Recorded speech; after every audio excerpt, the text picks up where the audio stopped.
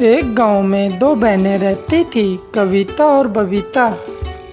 अरे पाखंडी, इतना हट्टा कट्टा होकर तू भिक्षा मांग रहा है? जा यहाँ से, तेरे लिए कोई भिक्षा नहीं है यहाँ।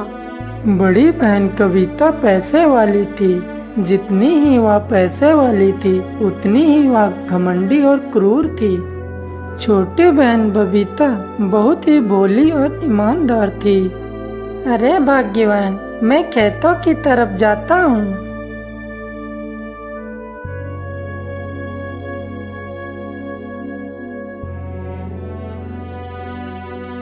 अरे हट हट, भागो यहाँ से। अरे इन कावों ने तो मेरी सारी फसल ही खराब कर दी है।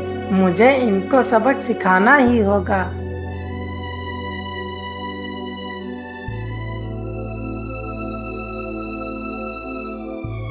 फिर बिरजू लकड़ियों का पुतला बनाकर अपने बीचों बीच खेत में लगा देता है। सारे कावे डर डर के वहां से भाग जाते हैं। इन कावों को तो मैंने सबक सिखा दिया है, अब ये डर के मारे वापस नहीं आएंगे। चलो मैं घर चलता हूँ। क्या हुआ भाग्यवान, तुम इतना परेशान क्यों हो? क्या बताऊँ स्वामी, आज मेरी बड़ी बहन कविता आई थी। अरे यार बबीता, कहाँ है तू?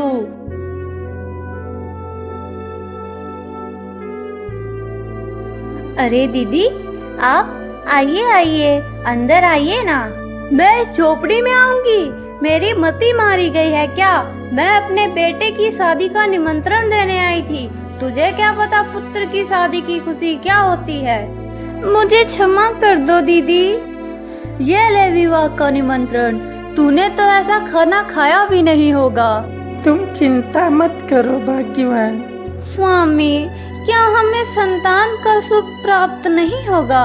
अरे भाग्यवान, तुम चिंता मत करो। मैं कल ही पहाड़ी वाले बाबा के पास जाऊंगा और अपनी सारी कहानी बता दूंगा। वो कुछ न कुछ उपाय जरूर बताएंगे। अगले दिन बिरजू वहां से निकल पड़ता है।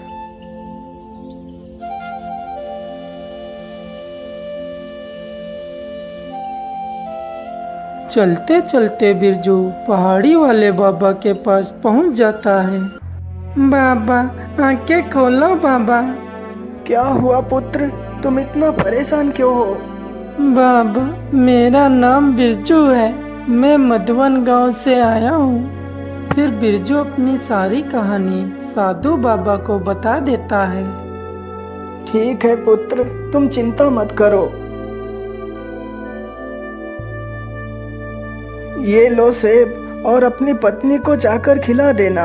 कुछ महीनों के बाद तुम्हें एक पुत्र की प्राप्ति होगी जो उदयगिरी राज्य का राजा बनेगा।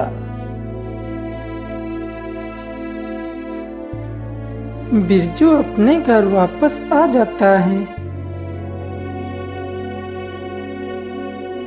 अरे ये लो भाग्यवान, इस सेब को जल्दी से खा लो।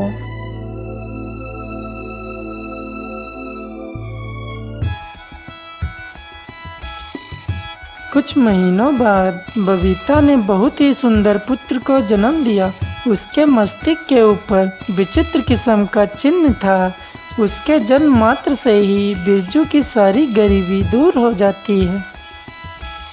अरे, यह भिखारन तो कितनी धनवान हो गई है। कहीं ऐसा तो नहीं यह सब उस बालक की वजह से हो रहा है? मुझे इस भिखारन को सबक सिखाना होगा। अरे सेठानी जी, मुझे यहाँ क्यों बुलाया है? क्या हुआ?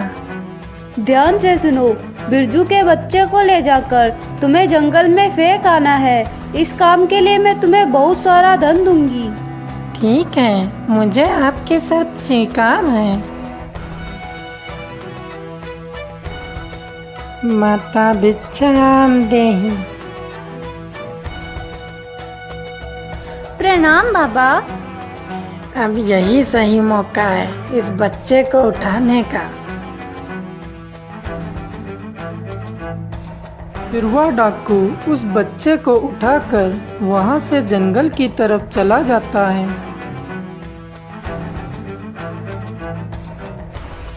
अब मैं ऐसा करता हूँ, इस बच्चे को यहीं फेंक देता हूँ। कोई ना कोई जंगली जानवर इस बच्चे को खा ही जाएगा।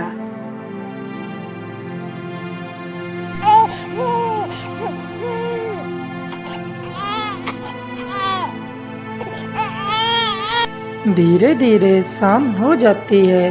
तभी वहाँ पर एक हिरणों का झुंड आ जाता है। अरे स्वामी, उधर देखो, यह तो एक बालक है। हाँ प्रिय, ये तो एक बच्चा है। मुझे लगता है कि इसे यहाँ किसी जंगली जानवर ने ही रखा होगा। मुझे इस बच्चे को इसके माता पिता के पास छोड़ आना चाहिए, नहीं तो इसे कोई जंगली जानवर उठाकर ले जाएगा और मार देगा। नहीं नहीं स्वामी, मैं इसे आपको कहीं नहीं ले जाने दूंगी। आज से यह हमारा पुत्र है। ठीक है प्रिय, तुम जैसा चाहो। फिर वह हिरनी उस बच्चे को उठाकर अपनी गुफा के अंदर चली जाती। धीरे धीरे कई साल गुजर जाते हैं। चलो पुत्र, हमें घर जाना है। पिताश्री, मैं अपनी सखियों के साथ बगीचे में झूला झूलने जा रही हूँ। ठीक है बेटी, जाओ। राजकुमारी अपनी सखियों के साथ झूलना झूलने लगती है। तभी वहाँ पर एक जादूगरनी आ जाती है। अरे, ये राजकुमारी तो कितनी सुंदर है। काश कि मैं इसकी तरह होती। इतना ही कहकर वह जादूगरनी अपने जादू से राजकुमारी की सखियों को पत्थर की मूर्ति में बदल देती है।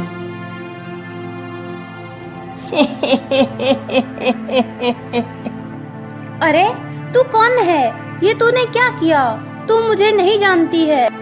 शायद तू नहीं जानती कि मैं तेरा क्या हाल करूंगी। इतना ही कहकर वह दुष्ट जादूगरनी अपने जादू से राजकुमारी को एक पिंजरे में कैद कर देती है और वहाँ से चली जाती है। तुझे बहुत घमंड है अपनी सुंदरता पर। अब मैं तेरा वो हाल करूंगी कि तू सोच भी नहीं सकती। इस पूनम की रात जब आधा चांद निकलेगा तो मैं तेरी बलि देकर अपनी सुंदरता को पुनः अर्जित करूंगी। आज तो कितना समय हो गया है, परंतु माता अभी तक क्यों नहीं आई? मैं ऐसा करता हूँ, चलकर देखता हूँ।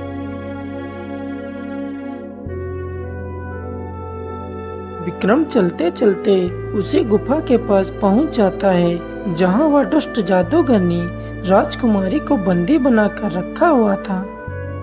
बचाओ बचाओ, कोई मेरी सहायता करो। अरे, ये आवाज कैसी है? मुझे लगता है यह आवाज इस गुफा से ही आ रही है। चलो मैं चलकर देखता हूँ।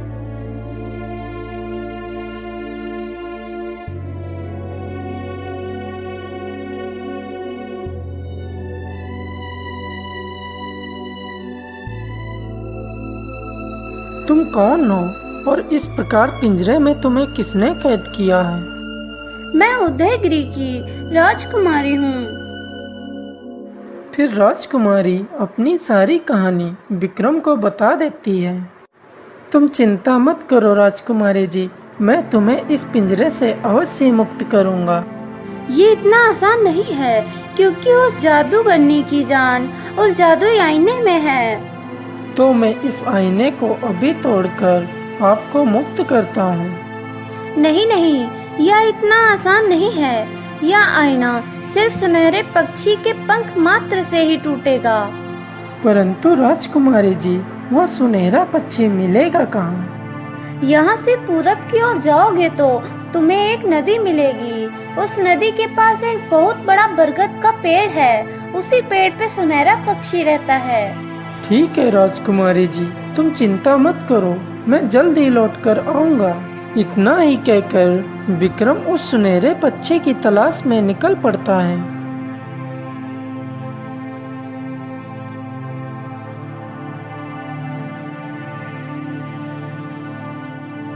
मुझे लगता है कि यह वही बरगद का पेड़ है जिसके बारे में राजकुमारी बता रही थी।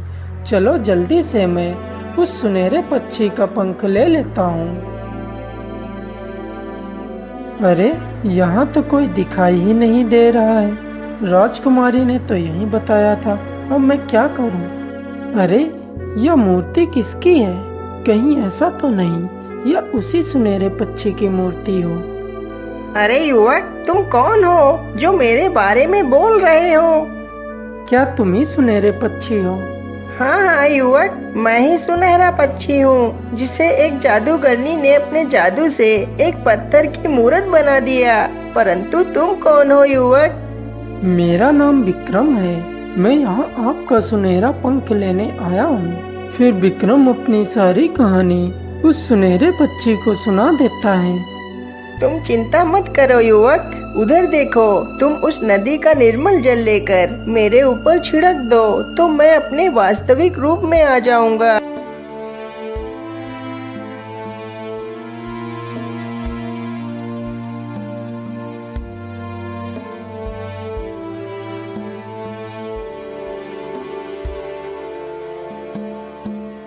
विक्रम जल्दी से नदी से जल भर लाता है और सुनहरे पक्षी की मूर्ति के ऊपर डाल देता है। जल डालते ही वह सुनहरा पक्षी अपने वास्तविक रूप में आ जाता है। ये लो युवक, अब तुम मेरा सुनहरा पंख ले सकते हो। ठीक है, अब मैं चलता हूँ। मुझे शीघ्र ही राजकुमारी के पास पहुँचना होगा।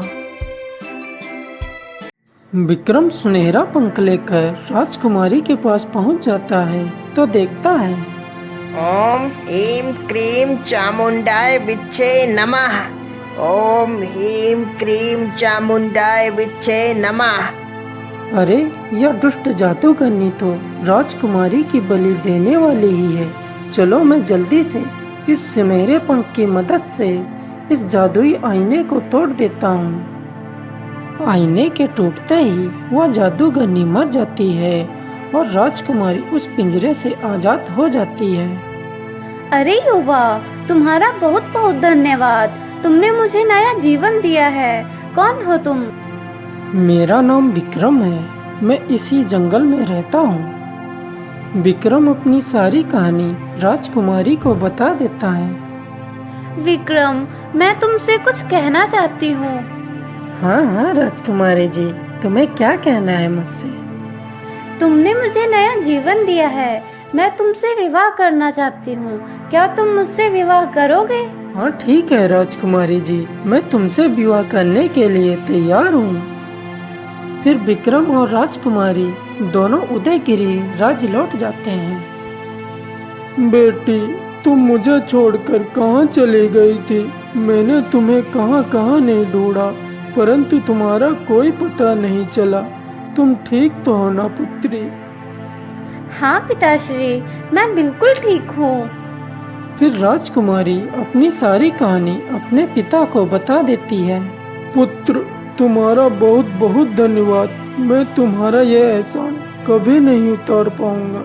फिर राजा बड़ी धूमधाम से उन दोनों का विवाह कर देता है और उदयगिरी का राजा विक्रम को बना देता है। वह लोग खुशी खुशी रहने लगते हैं।